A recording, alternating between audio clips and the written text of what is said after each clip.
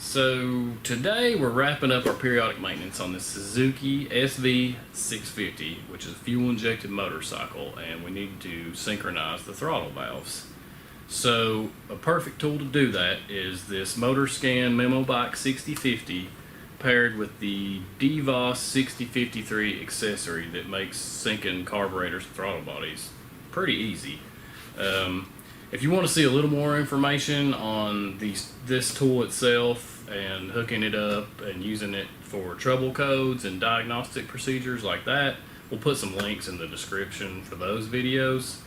But this one will focus on synchronizing these throttle bodies. Now, one of the cool things that's really helpful on this is the bars between the cylinders are color coded. So they do green, yellow, and red, and green is your target for when you're getting them really close to balance. But also you can see the hard data on the left side, or actually I'm standing backwards here, but on the right side of this screen you can see the hard data between the cylinders, so you can actually get those bars even, and you can see the numbers between them, and you can get them perfect, which is really cool, and it makes it pretty easy. So check out the rest of this video and you'll see this tool in action.